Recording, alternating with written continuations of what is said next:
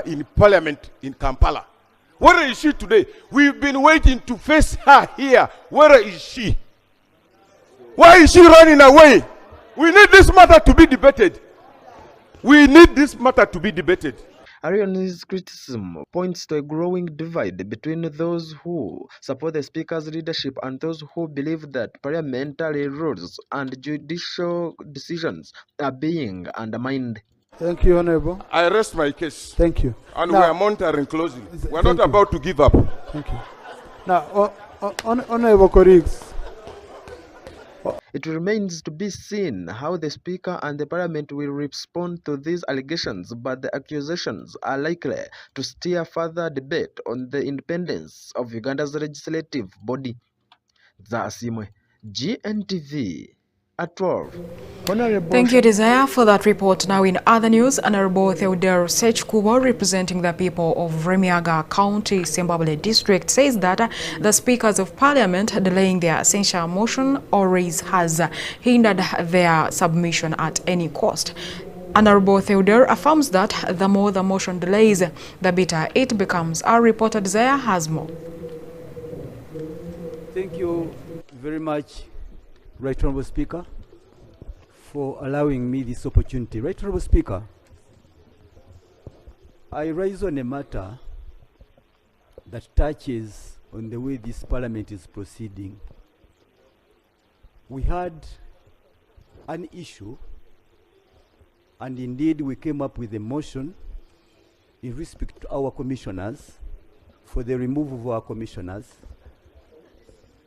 and we did all that is provided for under our rules. That included, among others, drafting a motion with grounds and then the collection of signatures, which we did. And under these very rules, Right Honourable Speaker, a notification was made to the Clerk to Parliament, having satisfied all the requirements. And indeed, we knew the process had been set into motion. And it was clear that within 14 days, the matter would be brought on the floor of Parliament for debate, so that it can end in one way or the other. I'm not standing here to say that the motion must have succeeded. That's not my statement. But I'm saying the motion should have gotten justice. Having scored on all the grounds, having set it into motion, it had to be entertained by this House. There were other issues that happened where those being accused chose to take themselves to court, were not witnesses, we did not give evidence.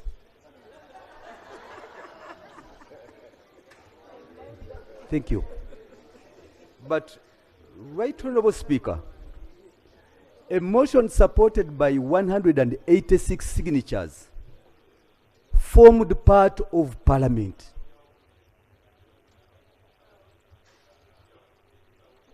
Right Honourable Speaker, the moment it gotten into the processes of Parliament, it had to be processed to its logical conclusion. To its logical conclusion. While we were in Gulu, I rose on the same matter, and the then presiding officer, the Right Honourable Speaker, used some other language, but then the essence was that will be handled in Kampala. And here we are in Kampala. Right Honourable Speaker, as members of Parliament and you, our leader, the Speaker, we are all subject to the rules. When without any justification, yes, indeed we got correspondences, but once a matter had gotten underway, it had to be resolved by way of chair. The Speaker in chair would give a ruling in one way or the other, having received this motion. So every day as these matters stay on, there are new inputs being made. And yet from the word go, The deputy speaker was not in that meeting. But finally, what we are getting now, you are part of that meeting. And there are changes. Every day we delay, new inputs are being made, corrections to the minutes are being made, and we are left at a loss. So, Right Honourable Speaker, why are you doing this injustice to this House? Thank you. Why are you doing the injustice to this country? We are humble before you. But as we wait for your time to bid, you are putting in other innovations in the minutes. You are putting other record on in the minutes. And we look ugly. This House is looking ugly. We are looking very bad, Right Honourable Speaker. And we thought we should avoid the technicalities. You must rule on this motion in one way or the other. We may lose the motion, that doesn't matter. But for the honorable members who appended their 186 signatures, they need justice to this matter. We can't just walk away. We need justice, because short of this, you will never get a motion to be supported and sponsored by members of parliament. Thank you. And Right Honourable Speaker, as I take my seat, I beg that you guide strongly and firmly this House on our motion and what you want us to do. Tell us what you want us to do. Having fulfilled all the requirements, all everything possible. But at the end of the day, the bigger picture we have is we all contribute in the fight against corruption. We are all, we are going to say that we are holier than others. But we are saying we are making our humble contribution in the fight against corruption. And this fight must begin with us. And whereas you stood tall, I'm telling you, the records we have, your name has also been included as we speak now. I therefore rest my case. Yes, we have it. I rest my case, Right Honourable Speaker, and will await your guidance on the matter. I thank you so much. Thank you. No, just let's take it easy from here. Thank you, Honourable Sech Kubo. And I think it was very important for you to raise this matter. And Zasimwe, Gntv at 12. Thank you, Desire, for that report. Now that is how far the censuring of the 4 commissioners of parliament has gone, that they awarded themselves with 1.7 billion shillings as service award, which the members of parliament have termed as the taxpayers' money. And away from that, Honorable Shamim Malende and Honorable Muwada Nkunyinji have come out to condemn the government of Uganda upon the negligence about the issues of Gntv. They say that these people faced a lot and have gone through a lot, but the government of Uganda is not minding much. We have more. Honorable Shamim Marende and Honorable Muwada Nkunyinji have come out to say and condemn the government of Uganda over what they termed as negligence of the people of Chitezi area. Abantu abaterekebwa mu tent eberenge soso wazibwa ekiseera kye tulimu ky'abaana kudda mu masomero nteekateeka ki eriwo okuyamba abazadde bano okulaba nga abaana bano baddizibwa ku ssomero kubanga n'ensula gye basulamu ne programu zonna eziriwo tezifevaringa baana bazaalibwa family zino ate nga akaseera kakudda ku ssomero. Ekyokubiri, tulina okutya era nga tufunye reports nti wansi eyo waliwo abantu abakyaziikiddwayo kasasiro we yagwewo ekiteezi. Twagala okufuna okuddibwamu obunnambiro ku bukakafu bwa ddala ekituufu ekiri wansi eyo, obanga ddala emirambo gy'abantu gikyaliyo kibeere nga kiweebwa amakulu, kibeere nga gikulwayo. Twatulabye abantu bangi ng'oli agamaze ndi mwami naye mukyala wange siddangamu kumulaba. N'olwekyo ensonga eyo tugiwa amakulu tuzuule abantu abo bonna basobole okubeera nga baziikibwa mu kitiibwa. In their address with our journalist at Parliament yesterday, they said that people of Chitezi faced a lot during the crisis, whereby their loved ones lost their lives after the tragedy occurred in their area, and now life is hard for the people staying there. Jukira entumu ezali Chitezi zigenda kubawo ziri kwekanga 39. tewali kitunyonyola nti ziri eka ezasigalawo zikolebwa zitya.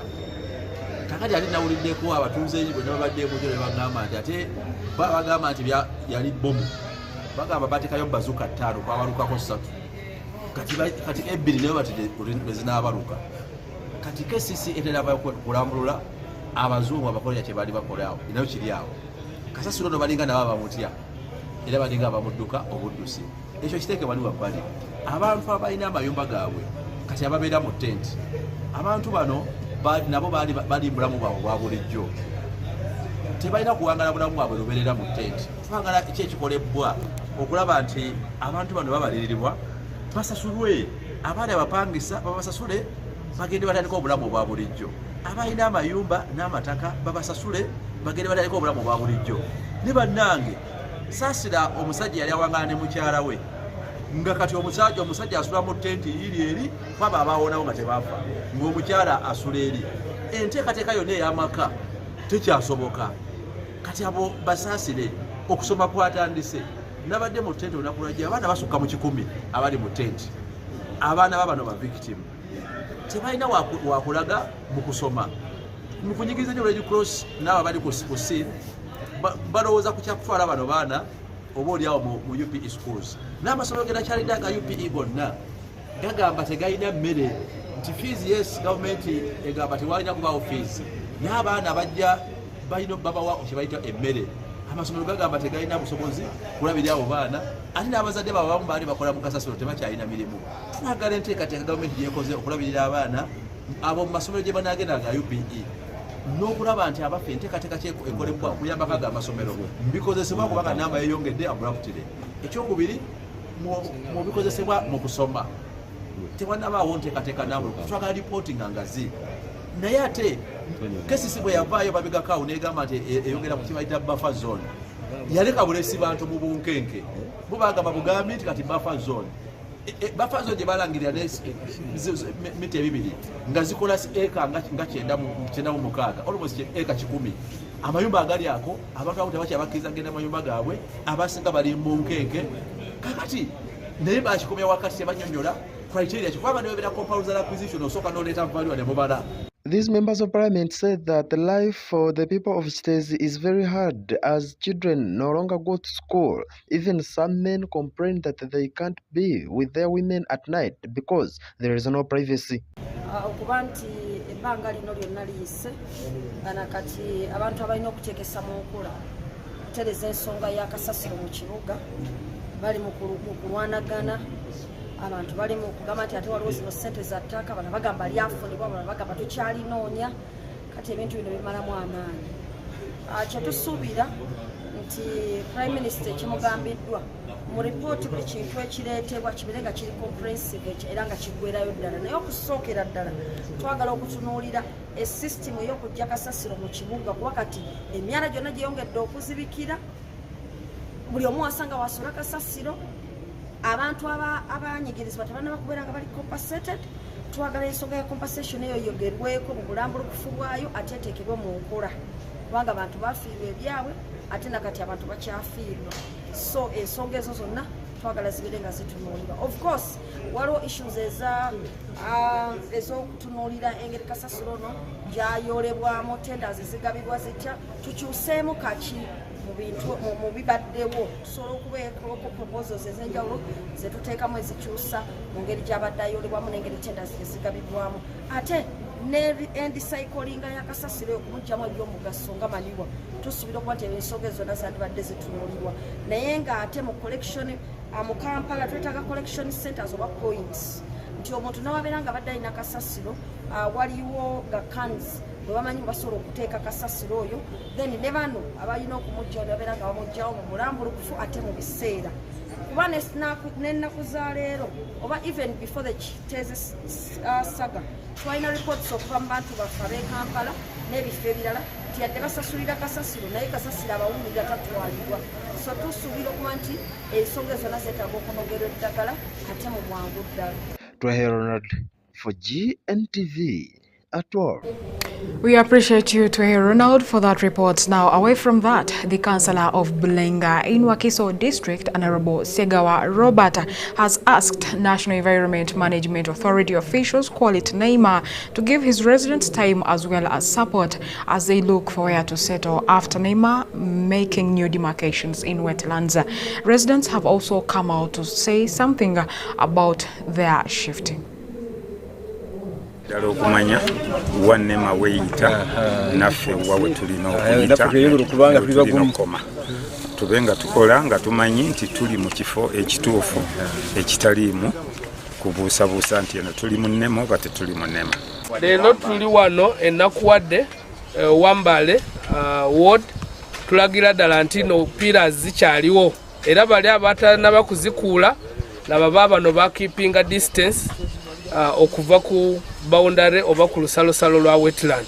So what we are doing, we are tetuli malicious in any way nti no twagala kwonona amayumba g'abantu naye tuli kugoberera olusalosalo lwa lutobazi bwe bateekawo edda amateeka gye gali era bwe bakusanga ng'ogyewo lino ejjinja erya wetland bakusalira omusango ne bakusiba awatali waggulu wa myezi wa myaka 7 kugenda waggulu. Naye buzibu obuliwo nti no babikuula kiro omuntu ajja nakijjawo kiro naye bwe tufuna evidence yonna ne bagamba gundi oba gundi eyakikudde bamugoberera paka ne bamutwala mu kooti ne bamusalira omusango. Erinnya lyange Yambuka Saidi nga ndi mutuuze ku Nankuwadde kuno era nga nze omu kuba bakulira ekitongole mu mbeera ya wetland mbeera mmange eno ku kitoogo kya Lubigi era nga mbadde nnyambako ekitongole mu biseera bino okulaba nga tukuuma olutobazi luno abantu obutaddamu kulukoleramu ng'abadde balima mu kitoogo. Nkakasa omulimu tugukoze bulungi nga ndi ne bannange era okulima kugenze kuggwayo. Nalibadde nkubiriza abantu bonna bannange bwe lubanga kale ekintu kizze kitunyigiriza ffenna era kiteekawo loosi ku buli muntu yenna. Tetunyiiga nnyo kubanga olutobazi lugenda kuyamba abaana n'abazzukulu abalijja mu biseera by'omu maaso. Era nga nsaba buli abadde ayagala odukozesa newala yonna wadde si wano ku Kampala entobazi muzireke mudde ewalala kubanga ekirabiddwako mu bitundu byaffe abantu maziga pozi n'ekirala abantu abadde bazikozesa kati ng'ono alundirawo ente basaana okuyita mu kitongole babasomeseemu n'ente basobole ozijjawo omuddo guddemu gumere nga wano ewaffe era beguzzeemu wonna. Looza tekyandibadde kya makulu buli wali piira eno okubeera nga neiba waawo bamuwandiika. Era ekyo tugezaako kukikola kubanga nga tusavinga restoration orders tukola profiling ne ba neighbors ne tubamanya naye tosobola kukwata neighbor kubanga omuntu omulala ayinza kujja n'akijjawo ate nga si okumalisinga neighbor. So twagala tufuneko evidence nti no gundi oba gundi eyakijjewo. Program gye bayita post demarcation phase tugenda kusigala nga tukola monitoring. Tulina tiimu yaffe egenda kubeera nga yetoolola okulambula bino amayinja nti no gye gali era tulina ditaachi zaffe emu tukitadde Lubigi police station endala egenda kubeera Bulenga n'endala egenda kubeera wano wakati wa Lubigi nga zeeyongera kutuyambako okumonitoringa nti no bino ebintu tebabijjeemu. Era eno gye tubadde tutambulirako kyokolaba wano tewaawukana nnyo naawe emabega. Awe mabega walabikanga awasituddeko naye baaleeta ettaka ne baliwawo. Buli muntu ategedde gyagwa. Omuntu bw'amala otegeera gyagwa amanya ekinaddako kitegeeza poliisi abamenya banaaba bazze.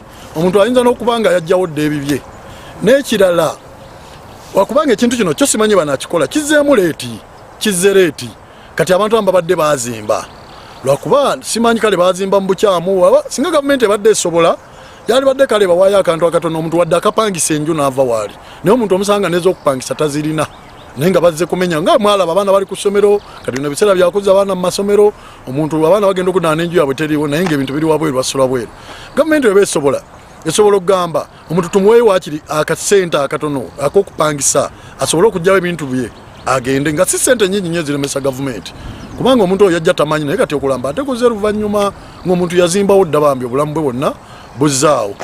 Erinnya Segawa Robert Honorable Councillor nga nza kulembera oba akiikira abantu b'e Bulenga A ne Bulaga A mu Myuka Kiso LC3 olwaleero NEMA ebadde mu kitundu kyaffe naddala nakuwadde okuva ku Lufula mpaka eno ebulenga ng'egenda emakinga ng'era eraga weyitira enewe kyassanyu nti etulaze era budde ebiseera ebisinga babadde tibalabula nga bajja buzi abantu baffe ne babamenya ne basigala nga babonaabona so nga bwe maze okumakinga n'okulabula nsaba abantu baffe ebaweeyo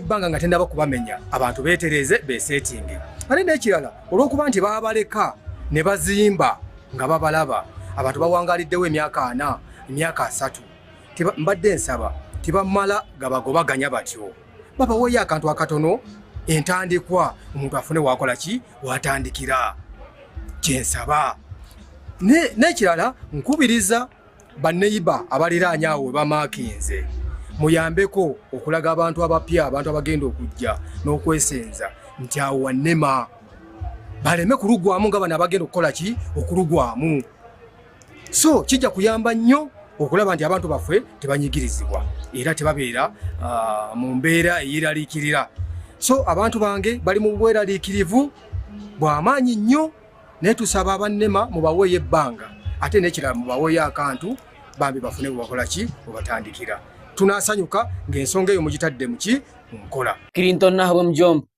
GNTV at 12. Thank you, Clinton Nahabwe, for that report. Now, in other news, the chairman, Local Council 5, Rampala District, Honorable Richard Omgasho, has urged all parents across the country to pay school fees for their children, saying that this is the only way to develop our country, Uganda, and ourselves as well. He said this at a time students are going back to school for third term. We have more. Richard Omgasho, chairperson of C5, Rampala. At present, Rampala is calm. Ebya security tibinji munonga shana kugira ngo tungireho kumanisibwa nkabireho obushuma bw'embuzi omurumwizi muri Kyatoko ijo nkandiyo banjangubiriyo batangiye kwiba embuzi zabo ningira na za Kitojo na za Nkahi so nicyo kizoha tekirumu konka ebikwatire na security we are now calm.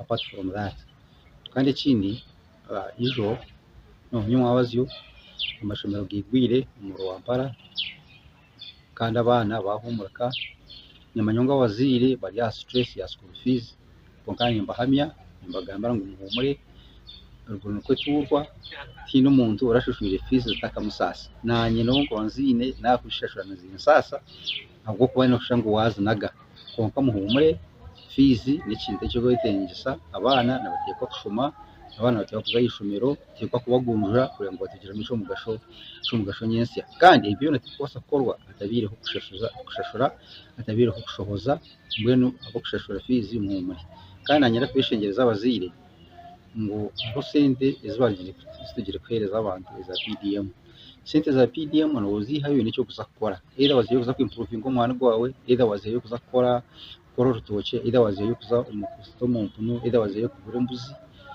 icyo wazihira ibintu cyo wazikozesa ngo wazikwata miliyoni mweje baje kweza ugakereza fizi nyinshi rero waza kushashura no zakushanga cyakugumera ushango sente zitsine ushango tirazihireyo ushango bakwihuza batine kigenderwa nga sente zo icyo wazihirayo ibintu cyo wazikozesa kora ziheyo wazwo mu mbuzi wazituma wagura embuzina zazara zabe embuzi 8 ate embuzi 8 waguza hibiri washashura fees nicyo nicyo kushemera kwa no kwa kugira ngo uziheyo direct ko waziheyo tazukozise ukazihereza fees icyo nkiza kukosa waza kumishashura ubwire no manye sente zo tuzafusha sente zo tukasimu kugira ngo president abasimira kumutera karuru ngaha izo sente nezo kubihamo mu woro kandi ukijo kagaruka shashura zikagaruka abandi bakazitwara n'abandi bakazitwara ikaba revolving fund zikagumanziye torora so niyo intention ya PDM mwene sente zo kwihayo uzikoze emyaka 2 uzikoze seje bariyo nguzakutungura bariyo nguzajwa suboro muri bantu wo korenda konka wakora oyina ko kubika ikishkwatira na accidents zikubaho mu kumurka abantu nabani birukanga bakoronde mirimo kugira ngo mbe natwaro ngarike nje ntwaro ubungubu ninga imotoka zabanyinje harubuto etc mwe nimbeshengereza abavugi b'ebiruka aba boda boda aba taxi aba motoka ngo mwetware insiti yahwayo mwetware muri kivugise kimama mwetware muvugeje abana murebe imagine wiho umwana wananka omuka urya ngo amtwara boda boda tumwakikayo mwene kincho iki kintorera ngo nikivu munonga konka wamutwara uketwara bamusya yishomero ukamuderivaringa ni wenyense kuri yarahanga n'abana atonyeza kugira ngo icyo wakoze kikakiri cyo konka ibyo kimama yirukanga no it is very bad nyina kubashaba ibyo nagamba bitegereze ibyo kushashura fizi hano ko sosiyete za PDM kandi mbashaba umuntu kwatanise mbashaba kuba abantu barungi mbashaba kuba bategevu mutegere mumanye iki government iri kwenda ibyo nicyo mwakora mbashaba mu kundira hanga mu abantu barahanga twatanisize hamwe tugombekera Rwampara district Zasimwe GNTV Adol. Thank you, Desire, for that report. And our dear viewers of GNTV, that's all we had for today. And thanks for being part of us from the time we started to the time we are coming to the end of today's bulletin. My name is ALLIAN ATUBANDIIZE, GNTV at 12. And do not miss the lunch hour that is coming up here on GNTV, live from King of Kings Church with our Lord Bishop Dr. Silas Taiwa. Have a blessed afternoon.